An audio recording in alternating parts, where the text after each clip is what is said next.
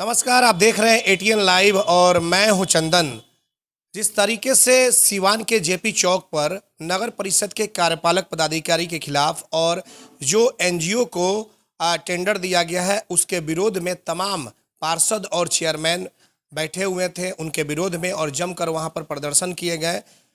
कार्यपालक पदाधिकारी पर कई तरह के सवाल खड़े किए गए। कुछ लोगों का कहना था कि कार्यपालक पदाधिकारी अपनी मनमानी कर रहे हैं, हिटलरशाही दिखा रहे हैं, तो उनके ऑफिस में दलाल किस्म के लोग भी बैठते हैं।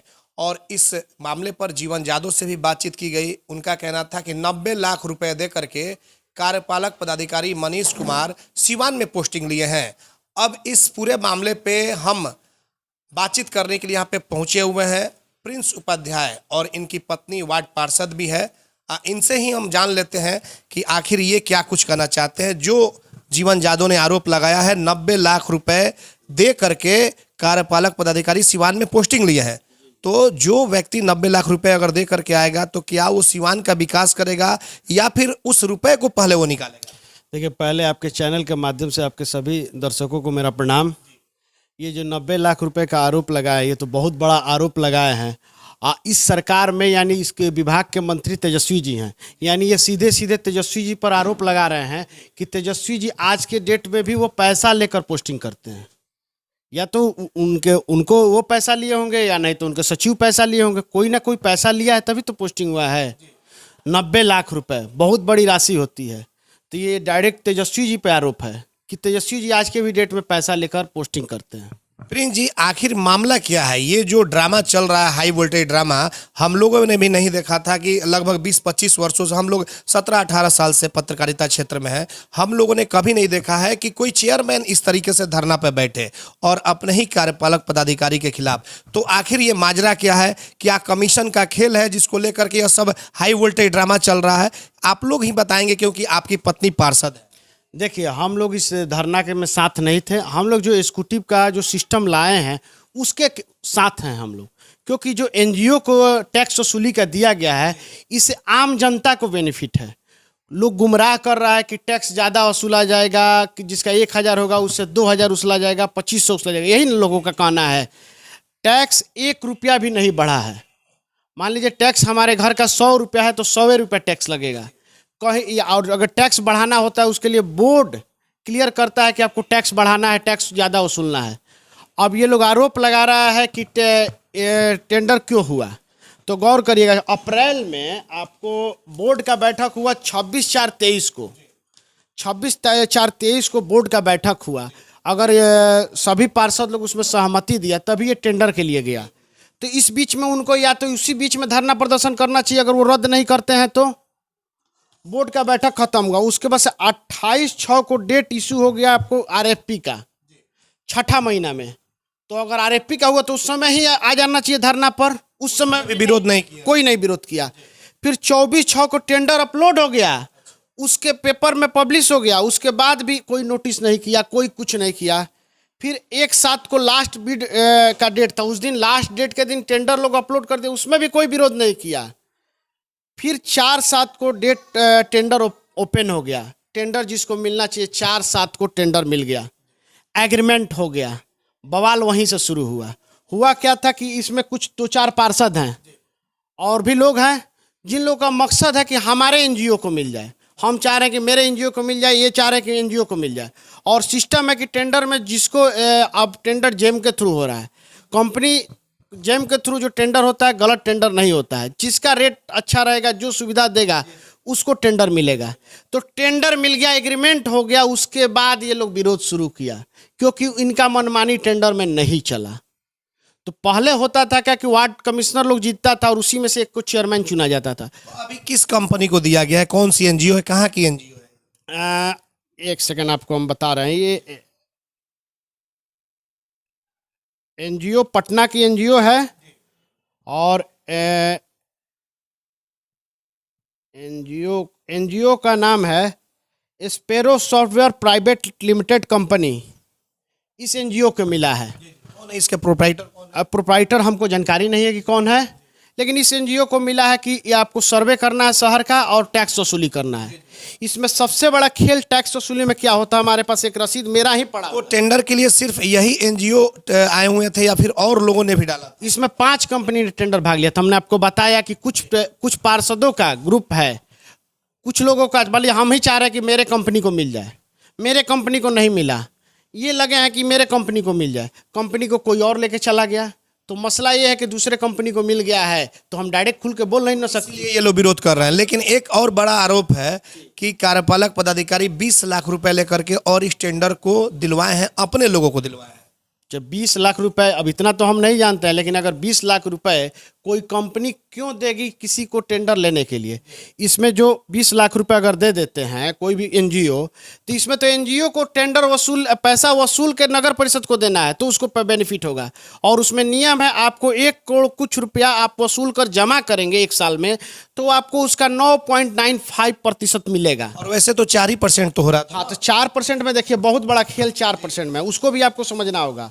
देखिए पूरे 1 साल में आपको नगर परिषद के जो 3 लोग हैं जो 4% पर वसूली करते हैं, वो लोग 3 लोग मिल के 27 लाख रुपए उछले हैं 1 साल में। और 27 लाख उसूल के उनको उनका 4% बनता है 1,08,000 रुपए, और 1 लोग कमीशन उनका बनता है। यानी वो 3,000 रुपये महीना पर कोई काम करेगा आज के युग में? वो टैक्स दरोगा कहलाएगा कि हम टैक्स दरोगा, और 3,000 रुपये महीना पर कोई काम करेगा? 27 लाख उछलाया है।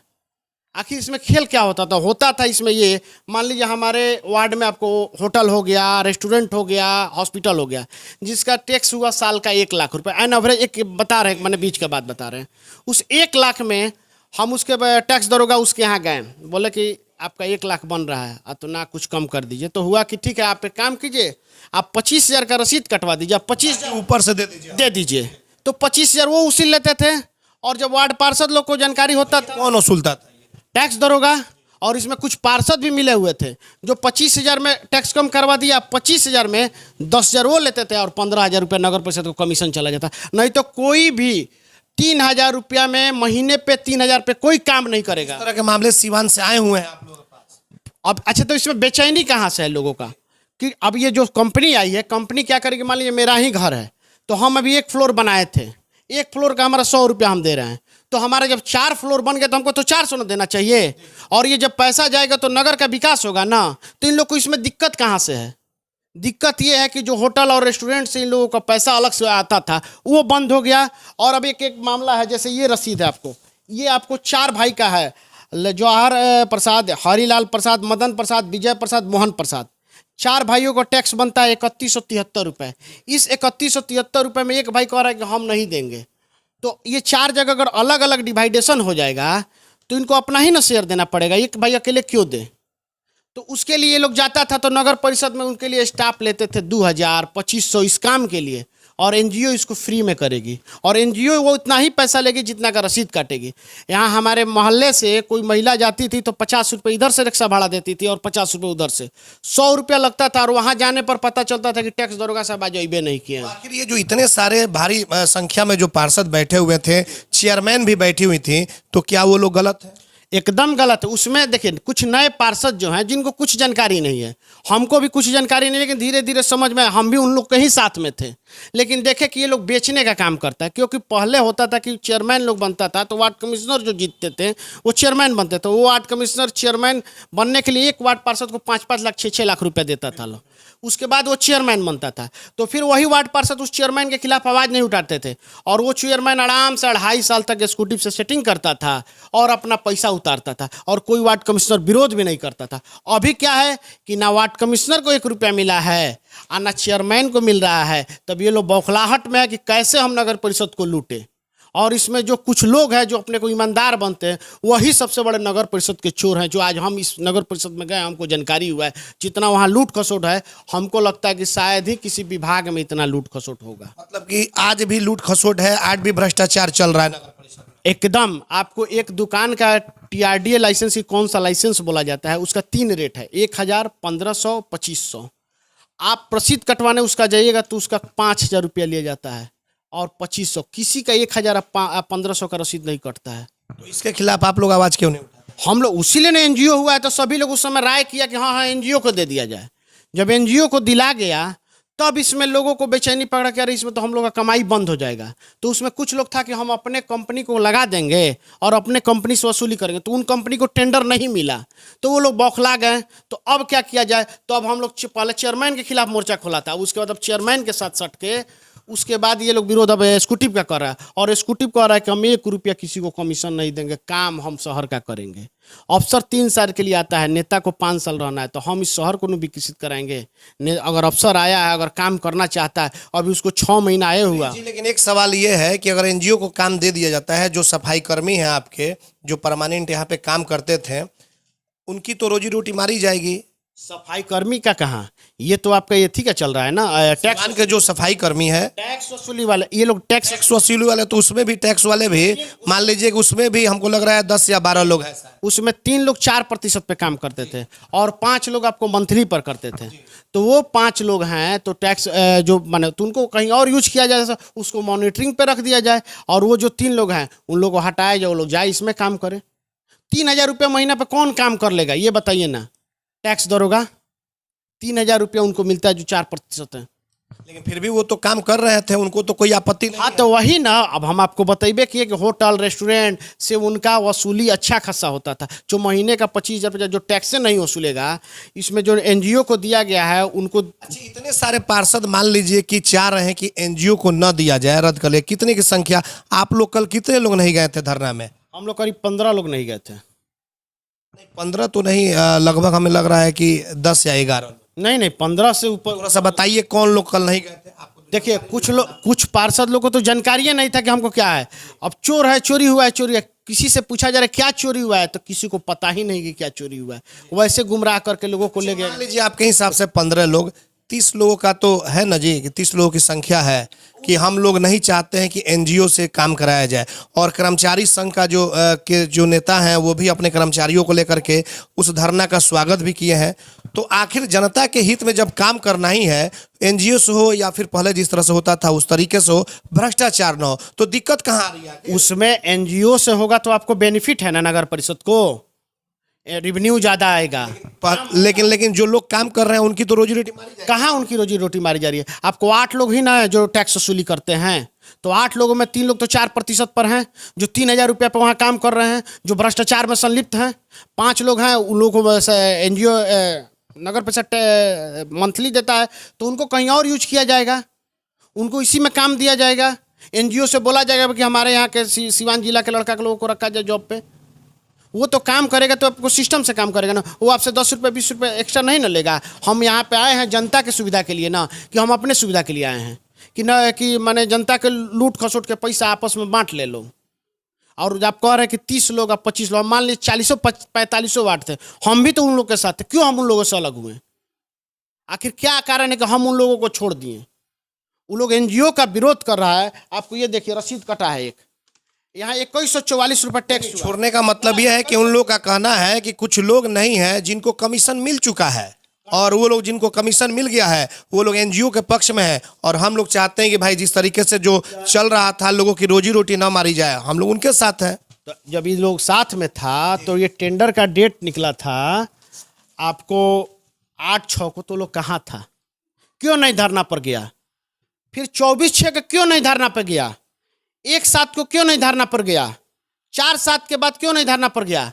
क्यों 8वें महीना में और 26 तारीख को गया? इसके पहले क्यों नहीं लोग गया लोग?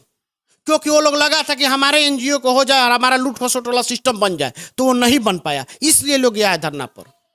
इन लोग को पहले ना जाना चाहिए, और इन लोग को धरना पर ही देना है। तो पूरा शहर में कचरा पड़ा है, उसके लिए कभी कोई धरना किया है? चेयरमैन साहिबा का मुंह खुलता है कि शहर में पूरा कचरा लगा है, हमारा शहर पानी में डूबा हुआ है, हमारे वार्ड से गुजरिएगा आपको 12 मास पानी लगा रहता है। कभी इसके लिए चेयरमैन साहिबा देखी हैं कि नगर परिषद के वार्ड नंबर 21 में पानी रोड पर लगा रहता है? इसका कभी सुनवाई की है? इसके लिए कभी धरना पर बैठी हैं?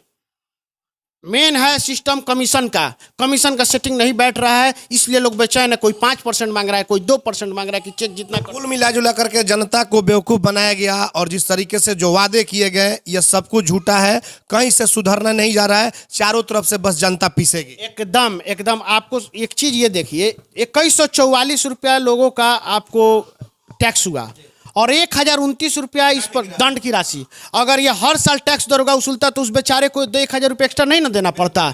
ये 4 साल 3 साल पर टैक्स का रसीद का उसको जब जरूरत होता है किसी काम के लिए तभी वो टैक्स कटवाने जाता है और वहाँ पे लोग नहीं मिलता है। अगर वही समय से आकर घर घर काटा जाएगा तो इसमें टैक्स ये जो आपको दंड की राशि है नहीं लगेगा। लेकिन इसमें एक चीज और है कि एनजीओ को काम प्राइवेट सेक्टर से अगर दे दिया जा रहा है, आप देख भी रहे होंगे कि अभी स्मार्ट मीटर का काम चल रहा है, एकदम मनमाना उसका ये हो रहा है, सब कुछ देख ही रहे हैं। जो 700 800 600 महीना आता था, किसी का 2 हज़ार आ रहा है, 3 हज़ार आ रहा है। लोगों के अंदर एक डर ये बना हुआ है कि कहीं ऐसा ना हो कि मनमाना वो लोग करें और जो हमारी जो टैक्स जो आ रहा है उससे 4 गुना हमको टैक्स जमा करना पड़े, 5 गुना करें, तो फिर उस स्थिति में लोग क्या करेंगे? देखिए कि यहाँ तो कमीशन चाहिए पार्षद को या फिर चेयरमैन को या फिर डिप्टी चेयरमैन को, जनता पीसेगी उसमें भी। पहले ही हम आपको बोले हैं कि 1 रुपया टैक्स एक्स्ट्रा नहीं लगेगा। आप बिजली की बात किए, गवर्नमेंट पहले कितने घंटे बिजली देती थी, आपके शहर में कितने देर बिजली रहता था? आज स्मार्ट मीटर लगा है, आपके घर आपके जिला में 18 घंटा से 20 घंटा बिजली रह रहा है। आप पहले 1 घंटा से 2 घंटा बिजली का मिलता था तो आपका 600-700 आता था। जब आप 24 घंटा में 18 घंटा 20 घंटा बिजली जलाइएगा तो क्या पैसा नहीं दीजिएगा? पहले आपको जनरेटर चलता था, एक बल्ब के लिए 1 महीने के लिए हम लोग 150 रुपया देते थे, 200 रुपया देते थे। अगर एक पंखा चलाएंगे तो उसके लिए 200 रुपया, तो 500 रुपया उसका एक्स्ट्रा हम लोग देते थे। अब घर में 5-5 पंखा चलता है, 2-2 एसी चले किसी के यहाँ, और किसी के यहाँ आपको पंखा चल रहा है, किसी के यहाँ आपको कूलर चल रहा है, तो उस हिसाब से बिजली जल रहा है तो आ रहा है।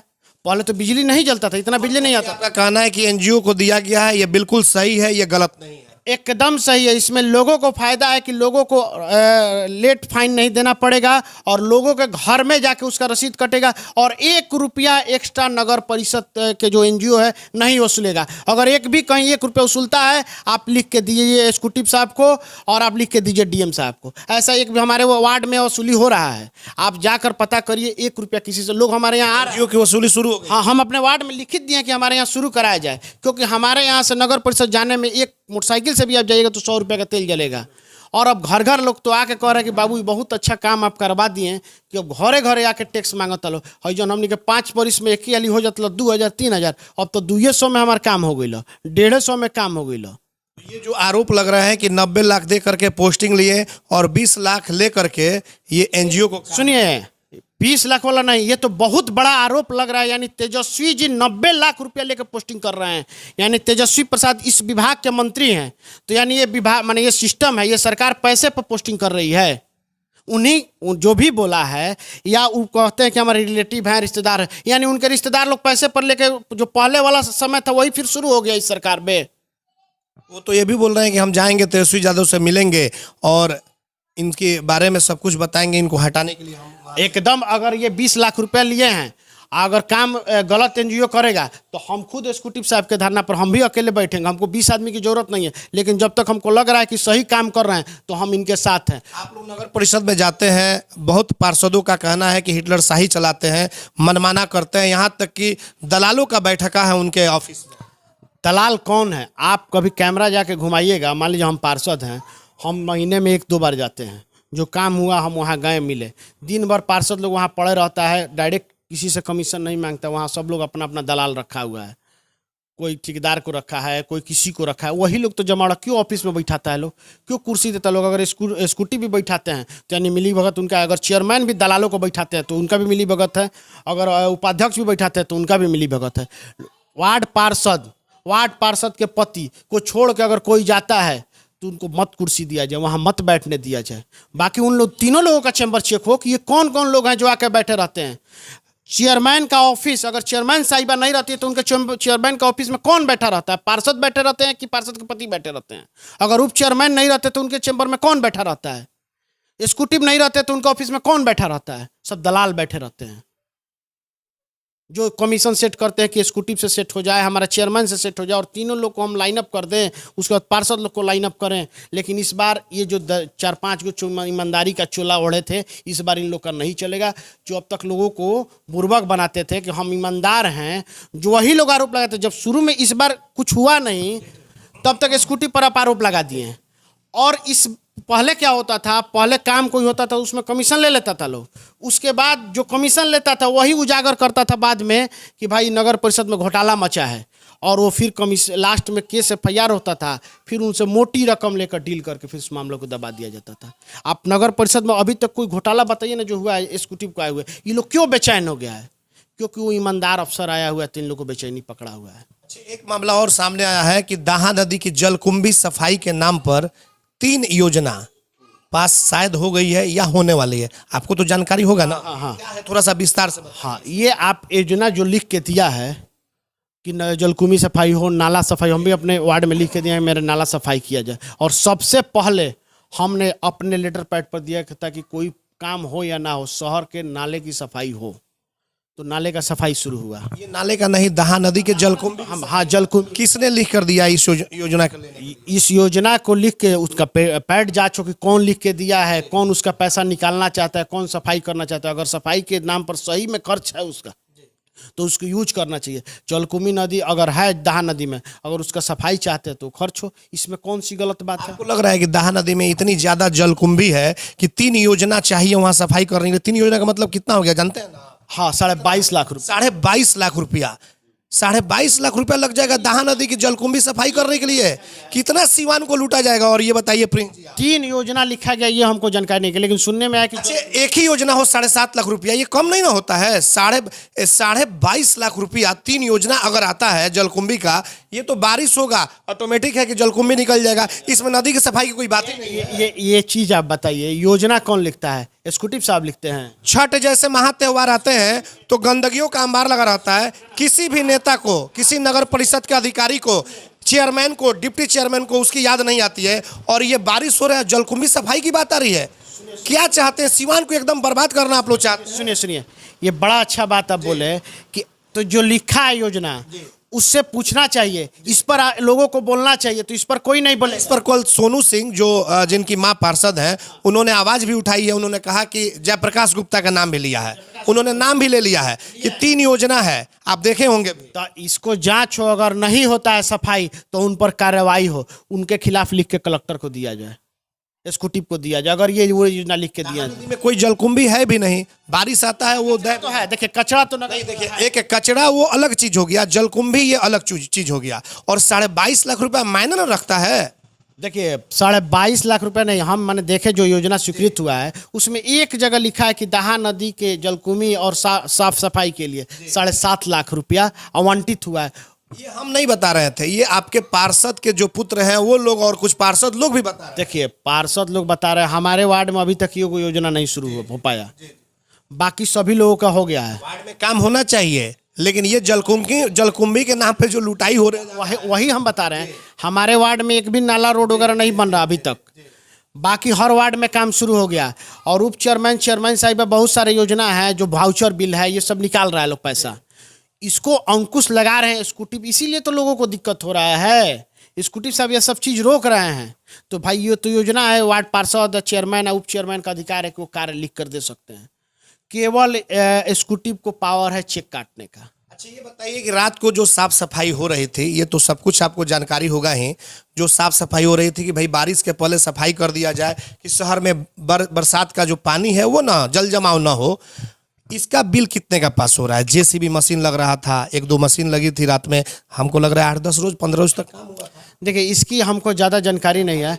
हमारे वार्ड में करीब 7 से 8 दिन जेसीबी चला है। फिर हाँ मेरे वार्ड में, लेकिन मेरे वार्ड में भी पूरा कार्य नहीं हो पाया। अभी एक रोड का आपको आयुर्वेद कॉलेज वाला रोड बाकी रह गया, मांगते रह गए, मशीन नहीं मिल पाया। बोला लोग कि इतना ही दिन के लिए है, अब बाकी नगर परिषद करेगा। शहर में सफाई भी हुआ, अब इसका शहर में सफाई भी हुआ और शहर में फिर पानी भी लग रहा है। गोरखपुर बनाने का सपना तो सब कुछ खत्म हो गया, सपना खत्म हो गया। शांति बड़ब्रिक्स से लेकर के स्टेशन रोड जाने वाली सड़क है, आज भी झील में तब्दील हो जाता है जब आधा घंटा बारिश हो जाता है। आप सुनिए ना, आप भवन पान भंडार के सामने एक वार्ड है, वहाँ हमको फोटो खींच कर देखा गया, करीब 15 दिन पहले से वहाँ कूड़ा पड़ा हुआ, पूरा अंबार लगा हुआ है। तिलहट्टा रोड का इलाका है शायद तिलहट्टा रोड का बनिया टोली उसको शायद बोलते हैं, वो सफाई नहीं हो पा रहा। हम लोग वार्ड हैं, हम लोग जितना हो सकता है अपने वार्ड के लिए करते हैं, प्लस शहर के लिए भी आवाज़ उठाते हैं। अब ये जो योजना आया है, इसमें आपको जन्म मृत्यु प्रमाण पत्र के लिए आपको नगर परिषद नहीं जाना पड़ेगा, जो एनजीओ घूम रहा है वही घर से बना के वहाँ पहुँचाएगा। आपके यहाँ आया, टैक्स काटा। अच्छा आप लोग शहर के रहने वाले हैं, मान लीजिए आपके यहाँ 7 दिन या 8 दिन जेसीबी मशीन लगा, 45 वार्ड है, सबके यहाँ मान लीजिए 4 दिन 5 दिन 3 दिन, हालांकि सभी वार्ड में इस तरह की बात नहीं है। कितना इसका होना चाहिए, एक अनुमान बताइए कि कितना इसका होना चाहिए, सफाई के नाम पे कितनी बिल बननी चाहिए? ये हमको ये भी जानकारी नहीं है कितना का वो बिल बना है। ये हम आपको बता रहे हैं अब थोड़ा सा, जो हमको जानकारी है, आप ही लोगों के माध्यम से जानकारी मिली है। इसके पूरा डिटेल लेने में हम लगे हुए हैं। तकरीबन 1.5 करोड़ रुपया सफाई के नाम पे जी पास हो रहा है। 1.5 करोड़ का, तो इस पर तो आवाज उठाना चाहिए ना। ये विभागीय है ना तो विभागीय, तो इस पर तो आवाज उठाना चाहिए पार्षदों का। इस पर जानकारी पार्षदों के द्वारा हमें दी जा रही है, कुछ पार्षदों के द्वारा दी गई होगी। चेयरमैन साहिब इस पर काहे नहीं बोली? वही तो हमें कल इसकी जानकारी नहीं थी, डॉक्यूमेंट्स हम मंगा रहे हैं, तब हम उस पर 1.5 करोड़ का इस पर क्यों नहीं चेयरमैन साहिब बोली? इस पर चुप्पी साथ गई। इस पर लोग क्यों नहीं बोला जो 20 लाख का दावा कर रहा है, 90 लाख का कह रहा है? इस पर बोलना चाहिए को 1.5 करोड़ का हो रहा है, उसका जांच हो, उसके बाद भुगतान हो। हमारे यहाँ 8 दिन चला है, 8 दिन का हमारा जांच हो, जितना 8 दिन का बनता है मेरे वार्ड से दस्तखत करा के उसका पेमेंट कराया जाए। इस तरीके से जिस वार्ड में तरह का है जो जानकारी हमें मिल रही है, हालांकि डॉक्यूमेंट्स पुख्ता सबूत जो है हमारे पास आज वो आ जाएंगे कि करीब 1.5 करोड़ के आसपास इसका बिल बन रहा है। तो ये तो अगर इस तरह का है तो ये तो काफी गलत होगा। ये तो पूरी तरीके से जनता को माने एकदम ये लूट है। 1.5 करोड़ रुपया तो लगना ही नहीं चाहिए। अगर ये हुआ है तो इसमें तो चेयरमैन साहब को सबसे पहले धरना पर बैठना चाहिए। इसमें जिस दिन बैठेंगे उस दिन हम उनके साथ बैठेंगे। अगर वो बोलेंगे पटना चल के बैठने के लिए तो इस सब मामला में हम उनके साथ हैं। लेकिन अनावश्यक जिससे जनता को सुविधा मिल रहा है, जिससे पार्षदों का पॉकेट बढ़ रहा है, वहाँ वो साथ देंगे तो वहाँ हम उनका विरोध करेंगे। ये तो बहुत बड़ी लूट है 1.5 करोड़ का। इस पर उनको बैठना चाहिए धरना पे। एक भी बार उस पर बैठी, एक भी बार आपको इसके लिए बैठी है, कचरा कूड़ा कचरा के लिए। वो किस लिए बैठी है? एनजीओ के लिए। तो एनजीओ के लिए भी बैठना चाहिए तो समय से पहले बैठना चाहिए। टेंडर हो गया, एग्रीमेंट हो गया, उनके कंपनी को नहीं मिला तो वो बैठ गई। बैठना तो चाहिए समय। कमीशन का खेला है, सारा कमीशन का खेला है। ये तो कुछ पार्षद लोग को जानकारी नहीं होगा जो आप बताएं 1.5 करोड़ को। हमको लगता है कि 70% आपको पार्षद को जानकारी नहीं होगा। जो नया है बेचारे उनको तो कुछ जानकारी नहीं हो रहा है। तो बिल्कुल आपने देखा कि प्रिंस उपाध्याय यहाँ पे जो पार्षद जो है अन्नू उपाध्याय, उनके पति हैं, इनसे हमारी बातचीत हुई है। हालांकि देखिए एक बहुत महत्वपूर्ण इन्होंने बातें कही है और कल हमने इसकी चर्चा भी की थी। स्कूटी जो है नगर परिषद के, उनसे हमारी बात भी हुई थी जिस दिन बैठक हुई थी। उन्होंने कहा भी था कि ये हम एनजीओ को नहीं दिए हैं, ये पार्षद लोगों की सहमति से दिया गया है। ये प्रोसीडिंग बुक में है और सिग्नेचर भी है। वही बात यहाँ पे आज प्रिंस उपाध्याय भी बता रहे हैं। 3-4 डेट है, तारीख है, और इन्होंने कहा कि क्यों नहीं वो लोग धरना पे बैठे। उस समय उन लोगों ने क्यों नहीं विरोध किया, अब विरोध कर रहे हैं। जब एनजीओ को दे दिया गया तो जाहिर सी बात है कि कहीं ना कहीं संदेह के घेरे में तो आप लोग आते हैं, जो आप लोग धरना पे बैठे हुए हैं कि कमीशन आप लोग से सेटिंग गेटिंग नहीं हो रही है, और जिसको लेकर के अब आप लोग सहमति देने के बाद अब विरोध कर रहे हैं। तो पहले आपने सहमति क्यों दे दिया और सहमति अब नहीं है? इसका मतलब कि कोई बड़ा खेला आप चाहते थे जो नहीं हो सका है, जिसको लेकर कार्यपालक पदाधिकारी को आप हटाना चाहते हैं, या फिर अपने तरीके से रिमोट कंट्रोल चलाना चाहते हैं और उसी तरीके से उन्हें नचाना चाहते हैं। लेकिन इस पर हम बार बार कहते हैं, जिलाधिकारी को हमने जानकारी भी दिया है और हम चाहते हैं कि जिलाधिकारी को इस मामले की गंभीरता से जांच करनी चाहिए। और जो लोग दोषी हैं, बहुत सारे मामले सामने आ रहे हैं। जलकुंभ भी सफाई के नाम पर 22 से 22.5 लाख रुपए 3 योजना लिया जा रहा है। नाम का भी खुलासा हुआ है, आज डॉक्यूमेंट्स भी हमारे सामने आ जाएंगे। और उसके बाद सफाई के नाम पर जो रात में सफाई हो रही थी जेसीबी मशीन से, कि बरसात होने के पहले शहर में सफाई करा दिया जाए ताकि जल जमाव न हो, उसके नाम पर लगभग 1.5 करोड़ रुपये का बिल पास हो रहा है।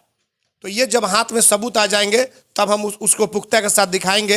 अब देखना होगा कि इस बड़े खेल में जो कार्यपालक पदाधिकारी, पार्षद और चेयरमैन के बीच चल रहा है, ये कब तक समाप्त होता है, या फिर इसी तरीके से कमीशन खेल के चक्कर में सिवान की जनता पिसती रहेगी।